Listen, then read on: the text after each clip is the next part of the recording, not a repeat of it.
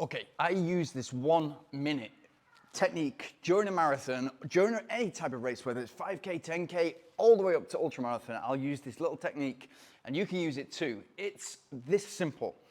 So the wheels are starting to fall off. You're starting to go into the red zone. You don't feel as if you can get to the finish at the pace or the effort level that you're currently holding. You can't sustain that until the finish. So what do? There's a really good method that I've been using for the last 10 years. That's just a 1 minute rule. So in an ideal situation, what you want to do, there's all sorts of people who will say, okay, I don't want to stop because, maybe you're 35K into a marathon, don't feel as if you can get towards the end. Maybe you've just got over that psychological barrier, but you're kind of like, you're still in it a little bit. And you're scared of stopping because your legs might seize up. Just try this 1 minute rule. Whatever you're facing, whether it's kind of like you're out of breath, whether you're going into the red, whether you feel as if you can't sustain it, just slow down for 1 minute.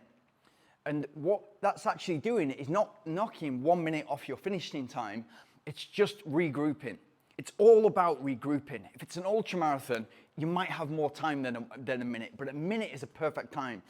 And the reason I say that is because a lot of my interval training it might be 6 times 1 kilometer, 10 times 1 kilometer, 12 times 1 kilometer, 10 times 5 minutes, 5 times 10 minutes, but it will always have 60-second rest in between. And that rest is often me stood on the spot, just breathing in deeply and breathing out so that I'm recovering as fast as I possibly can within that minute. So I'm bringing my heart rate down from zone 4, 170 to 175 beats, all the way back down to below 130 beats. And I can do that because I've trained myself to do it. And you can too within your training sessions. And that's another thing to add in.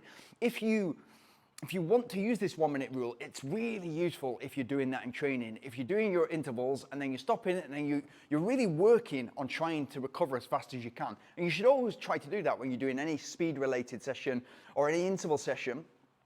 Work on the recovery. That's part of the definition of fitness. How hard can you go? Yeah, and how fast can you go? And how long you can go? But how quick can you recover after that interval or after that race? If you can bring your heart rate down very quickly within a minute, then you know you're getting in shape. You know that you're sort of within yourself during that interval, but you're coming back to where you need to be during that rest period. So use that 1 minute rule. And what I'd say is you can either run, kind of float, I would call it. So you might be going at marathon pace, and my marathon pace is about 3:20 per kilometer. And I might float. So I might float at 4 minutes or 4 minutes 30 per kilometer. It usually feels really slow, but it's actually not. It might be 4 minutes, 4:20 per kilometer. So I'm losing within that minute very, very little because I'm used to bringing my heart rate down. I'm still moving forward.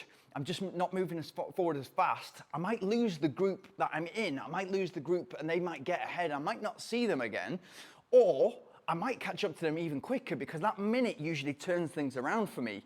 It's a really good technique to have, especially in ultra running, because you're gonna hit those moments regularly. You might be going up a hill, you've done the course recce, you've kind of like looked at the map or whatever, you've seen the topography of the course, but you've underestimated actually just how steep that hill was, and you've ran it, you've gone into the red, then you need to kind of like maybe power hike or jog a little bit, float ideally, use the next downhill to float, get your breath back, go again. And that's the beauty of ultramarathons. It's constantly energy management. But in a marathon, if you get to that point where you think, I'm probably not going to make it to the finish, give yourself 1 minute. Float if you can, just like run and kind of not as fast as possible, not as fast as you're usually doing, probably take 20-25% off the pace, or go even slower than that, jog. If you really need to, walk. And if you really need to do, like get to a drink station or an aid station and just stop for a second, regroup. And remember, in that minute, all the training that you've been doing, all the months and weeks of what people like to call sacrifice. We love to run, we love to train, and we love to build towards something.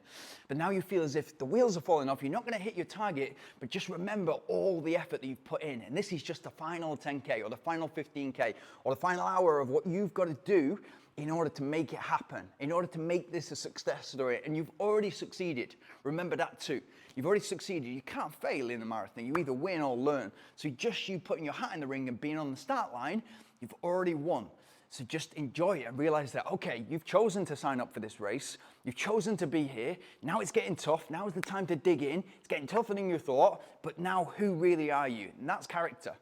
That's character. Finding out at that moment when you don't feel as if you can go forward and you've still got 7 kilometers until the finish, finding out who you really are. It's a fantastic moment, that 35K mark in a marathon, because you see so many people, the wheels fall off, and you can be that person with the 1 minute rule that just digs down and thinks, right, I'll just float for a little bit, or just jog, or even just power walk.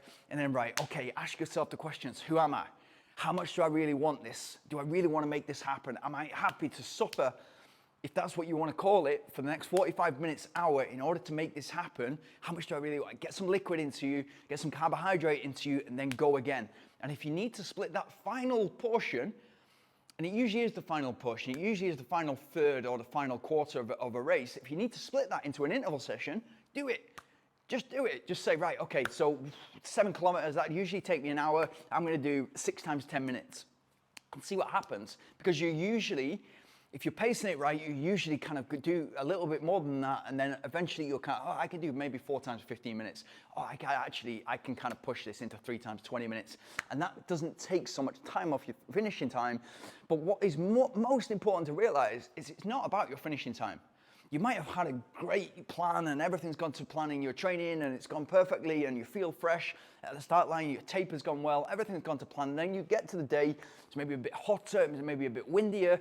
There's lots of factors that play. Maybe the food that you ate the day before wasn't great, etc. Loads of things can happen. The most important thing that you take away from a marathon is, what did I learn about myself? That's the key. So what do you learn about yourself? And what did I, in that minute, when I kind of like regrouped and got it back together, what did I learn about myself? I learned that I really wanted it. I learned that what I'd been training for the last 6 months, last 3 months, dedicated training, it was all worth it because I really, really wanted to do this. And although I didn't hit my goal, my A goal, I hit my B goal. And I give myself a B. And I know exactly what to do differently next time in order to make this happen. Super important. So yeah, if you get anything from that, just know that lots of times in the last third, the last quarter of a race, the wheels can fall off. It might be psychological, probably it is psychological, but it might be you running out of fuel, in which case it's a fueling strategy and you can look at that afterwards. But in order to get to the finish, in order to get there somewhere near your target, just regroup, float, jog if you need to, walk if you need to, stop if you need to, get some liquid into you, get some water into you, get some carbohydrate into you, and go again. And think, right, okay, how much do I really want this? Super important. If you get anything from this, subscribe, like, and let me know. Has this happened to you? Have you used this method in a race? Have you used it? Are you used to using this in training, and therefore it's easier for you to do in a race?